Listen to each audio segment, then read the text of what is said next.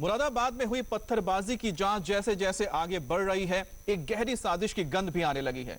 सवाल उठ रहे हैं कि क्या हमले की तैयारी पहले से की गई थी। अब तक 17 लोग इसमें गिरफ्तार हो चुके हैं और सीएम ने आदेश दिया कि इन पर राष्ट्रीय सुरक्षा कानून यानी एनएसए लगाया जाए।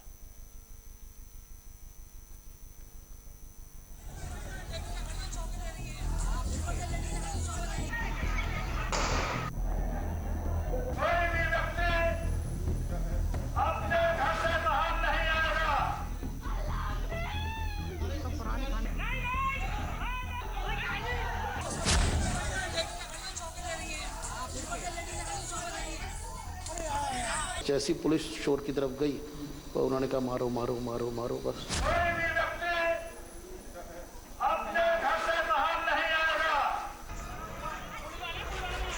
ये तस्वीर देश में कोरोना के खिलाफ लड़ाई में सबसे बर्बर अपराधों में शामिल हो गई है। देखो ये मार रहे हैं। अरे पुलिस का कर दिया।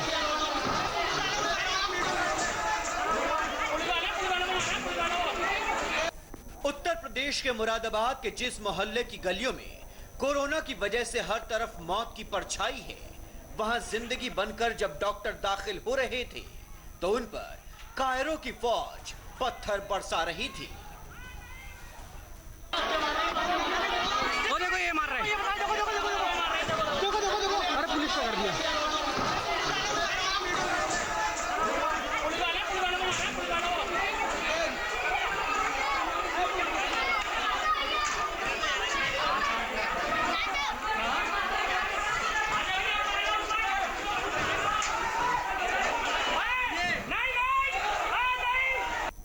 पत्थरबाजी की ऐसी तस्वीर आपने पहले कभी नहीं देखी होगी। पुरुष तो पत्थर फेंक ही रहे थे, छत से बुरके में महिलाएं भी पुलिस और डॉक्टरों की टीम पर पत्थर बरसा रही थी। मुरादाबाद की इन तस्वीरों ने इंसान और हैवान के सारे भेद को खत्म कर दिया।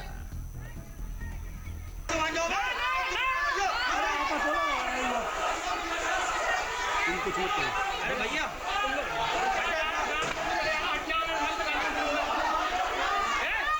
भैया तुम मत करना कोई भी। उठो।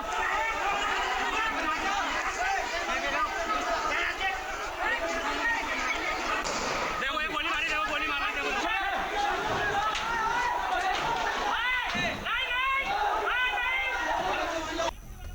इस हमले की पूरी कहानी आप पहले उस मेडिकल टीम के डॉक्टर से सुनिए जो नवाबपुर की गलियों से मौत को मात देकर लौटे हैं।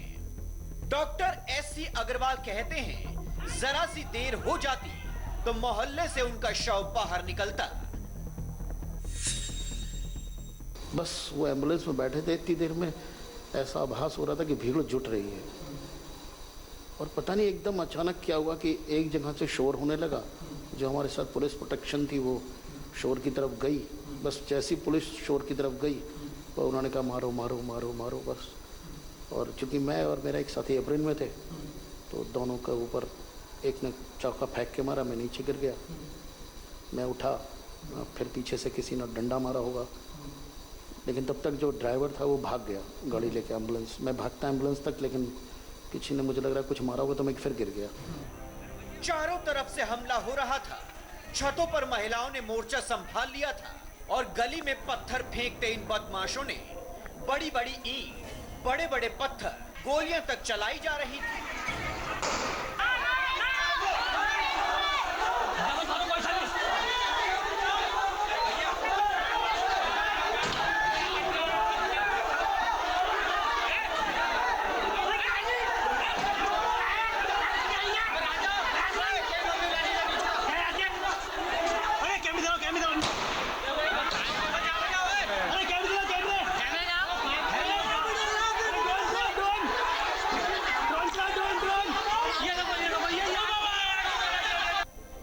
ये तस्वीर डॉक्टरों के दिलों में दहशत पैदा कर देती है, जो दूसरों को जिंदगी देने के लिए, उनकी जान बचाने के लिए अपनी जिंदगी को दांव पर लगाकर इलाज कर रहे हैं। मुरादाबाद की इन गलियों में डॉक्टरों के फटे हुए मास्क और ग्लव्स कल हुए हमले की गवाही दे रहे हैं। आस पड़ोस के लोगों ने पत्थरबाजी नहीं की पीछे गली से लोग आए थे। यहाँ आप देखेंगे तो आपको यहाँ कोई पत्थर दिखाई नहीं देगा, लेकिन जैसे ही आप आगे बढ़ेंगे, ये मस्जिद है यहाँ पर, मस्जिद से आगे आप देखेंगे तो आपको बहुत सारे पत्थर दिखाई देंगे। आप सोचिए कि जिनके परिवार वाले या जो नज़दीकी हैं वो आनाकानी करें, वो समझ में आता है। ये देखिए, अब इस पत्थर की वजन देखिए कहाँ से फेंका गया होगा ये, और अगर ये किसी के लगे तो क्या हालत होगी। ये एक छोटा उसका आधा हिस्सा है, ये भी फेंका गया है। गाड़ी के शीशे टूटे वो सामने है जो पुलिस की गाड़ी थी, और ये सब टूटते हुए भरोसे का प्रतीक है कि इस तरह डॉक्टरों को निशाना बनाया जा रहा है, लोगों की जान को बचाने के लिए जो फील्ड में उतर रहे हैं। इस पत्थरबाजी और इस हमले के पीछे की अब पूरी कहानी सुनिए। आखिर हमला क्यों किया गया? मार्च के अंत में दिल्ली में मरकज का मामला सामने आया और अप्रैल की शुरुआत में पता चला कि कुछ जमाती मुरादाबाद में छिपे हुए हैं। 9 अप्रैल को नवाबपुर में रहने वाले और दिल्ली के जमातियों के संपर्क में आए सरताज अली का सैंपल लिया गया। 13 अप्रैल को सरताज अली की रिपोर्ट पॉजिटिव आई और उसी दिन उसकी मौत हो गई। 13 अप्रैल को ही सरताज अली के पूरे परिवार को क्वारंटाइन कर दिया गया। अब कल यानी 15 अप्रैल को पता चला कि सरताज के भाई की संदिग्ध हालत में मौत हो गई थी। घर वालों ने चुपचाप उसे दफना दिया। अब प्रशासन को जब शक हुआ कि सरताज के भाई की मौत भी कोरोना से हुई होगी, इसके बाद 15 अप्रैल को मेडिकल टीम जब सरताज के भाई के परिवार को लेने नवाबपुर पहुंची तो उन पर ईंट पत्थरों से हमला कर दिया गया। अभी जो ये डेथ हुई जिनकी, उनसे उनके बड़े भाई की भी डेथ हुई है उससे कुछ दिन पहले, जिसकी जानकारी नहीं हो पाई और वो लोकल लेवल पर वो चीज़ हम लोग को नोटिस में नहीं आई। जब ये चीज़ चूँकि इनको जब सीवियर रेस्पिरेटरी जो डिस्ट्रेस है वो हुआ, तब एक ये प्राइवेट हॉस्पिटल में, और फिर प्राइवेट हॉस्पिटल ने सिम्टम्स को आइडेंटिफाई करते हुए इनको L1 फैसिलिटी में शिफ्ट किया। वहाँ पर प्रिकॉशनरी तौर पर चूँकि इनके सिम्टम्स बहुत क्लोज पाए गए कोविड-19 के, तो फिर इनका वहाँ पर सैम्पलिंग की गई। सैम्पलिंग के रिजल्ट्स आए थे कि उसके फिर बहुत समय नहीं रहा, लेकिन उसी बीच उनकी डेथ हो गई। उनके भाई की डेथ कब हुई है? उससे कुछ दिन पहले, 4-5 दिन पहले ही हुई है। 4-5 दिन पहले ही हाँ, हुई है? हाँ, 4-5 दिन। क्या अब इस बात की भी जांच की जाएगी कहीं वो भी तो कोरोना पॉजिटिव नहीं थी? अब उसका कोई मैकेनिज्म हमारे पास नहीं है।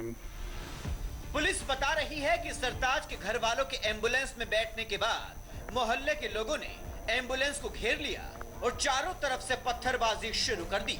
ऐसे में ये सवाल उठता है कि मेडिकल टीम के आने से लेकर मरीजों के एम्बुलेंस में बैठने तक लोगों ने पत्थर की व्यवस्था कैसे की, या ये सब पहले से तय था?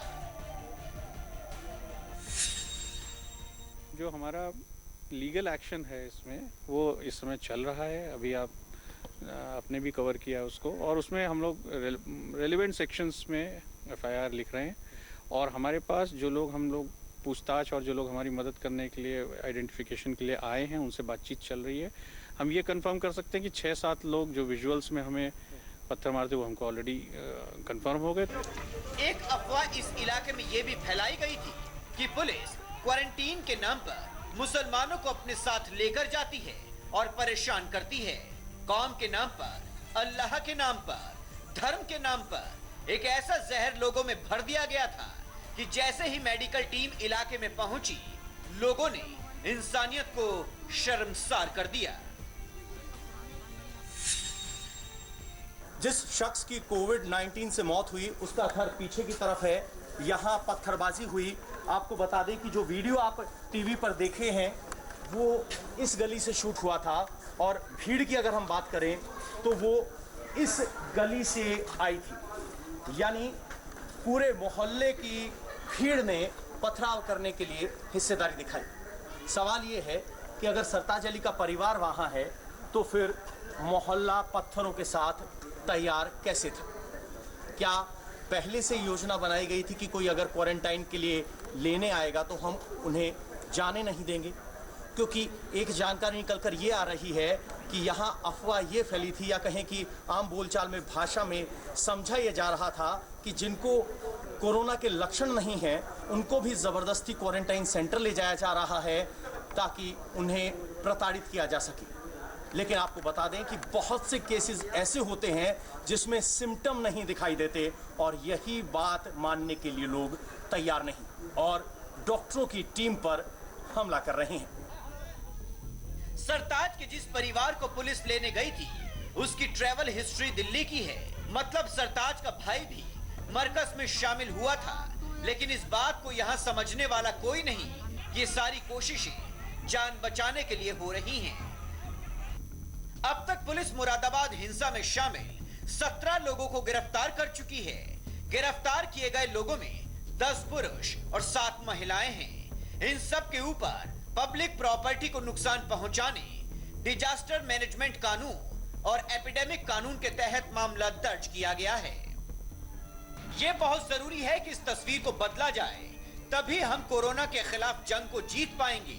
मौलाना, मौलवियों और वायरल मैसेज की वजह से मुसलमान कोरोना जैसे संकट को ही धर्म कांटे पर तौल रहे हैं। वायरस को हिंदू और मुसलमान में बांट रहे हैं। मुसलमानों को बताया जा रहा है कि कोरोना इस्लाम के खिलाफ प्रोपेगेंडा है। कोई भी व्यक्ति अपने घर से बाहर नहीं आएगा। जिन लोगों ने मुरादाबाद में उत्पात मचाया है उन्हें समझना होगा कि कोरोना का ना धर्म होता है, ना जात, ना शहर, ना गांव, ना देश, ना महादेश। पवन नारा, India TV, Moradabad. Medical team पर हुए हमले के मामले में 17 लोगों को गिरफ्तार किया गया है और साथ ही ड्रोन कैमरे की मदद से ली गई तस्वीर से बाकी आरोपियों की पहचान की जा रही है। उधर योगी आदित्यनाथ ने पूरे घटनाक्रम पर बेहद नाराजगी जताई है। सीएम ने आरोपियों के खिलाफ राष्ट्रीय सुरक्षा कानून लगाए जाने के आदेश दिए हैं। सीएम ने कहा है कि स्वास्थ्य विभाग के डॉक्टर, सभी सफाई अभियान में जुड़े लोग, अधिकारी, कर्मचारी, सुरक्षा में लगे लोग, पुलिस के लोग जितने भी हैं, अगर इन पर कोई हमला होता है तो उसे बर्दाश्त नहीं किया जाएगा। स्वास्थ्य विभाग के डॉक्टर्स और कर्मी, सभी सफाई अभियान से जुड़े अधिकारी, कर्मचारी, सुरक्षा में लगे सभी पुलिस अधिकारी और पुलिसकर्मी इस आपदा की घड़ी में दिन रात सेवा कार्य में जुटे हैं। पुलिस कर्मियों, स्वास्थ्य कर्मियों और स्वच्छता अभियान से जुड़े कर्मियों पर हमला एक अक्षम्य अपराध है जिसकी घोर निंदा की जाती है। ऐसे दोषी व्यक्तियों के खिलाफ आपदा नियंत्रण अधिनियम और राष्ट्रीय सुरक्षा अधिनियम के तहत कार्रवाई की जाएगी। दोषी व्यक्तियों द्वारा की गई राजकीय संपत्ति के नुकसान की भरपाई उनसे सख्ती से की जाएगी। जिला पुलिस प्रशासन ऐसे उपद्रवी तत्वों को तत्काल चिन्हित करे और प्रत्येक नागरिक की सुरक्षा के साथ उपद्रवी तत्वों पर पूरी सख्ती बरते।